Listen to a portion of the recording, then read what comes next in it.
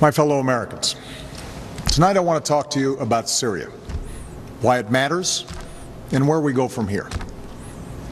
Over the past 2 years, what began as a series of peaceful protests against the repressive regime of Bashar al-Assad has turned into a brutal civil war.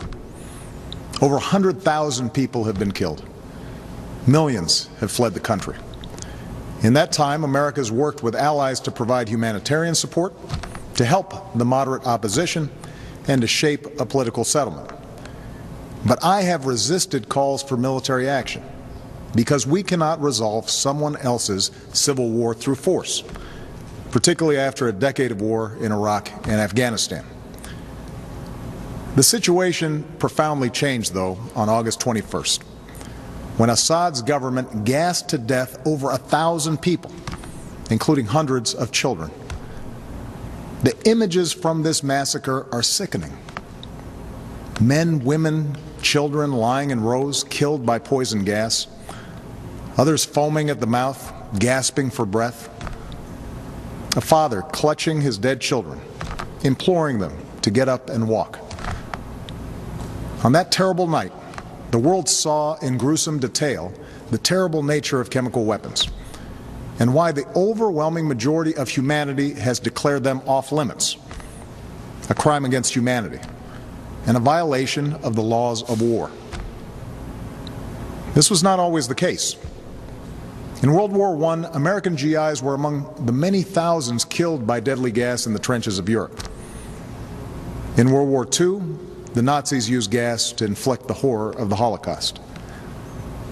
Because these weapons can kill on a mass scale, with no distinction between soldier and infant, the civilized world has spent a century working to ban them.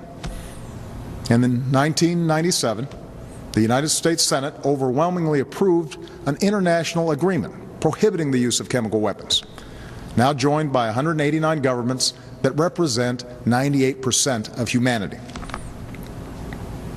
On August 21st, these basic rules were violated, along with our sense of common humanity.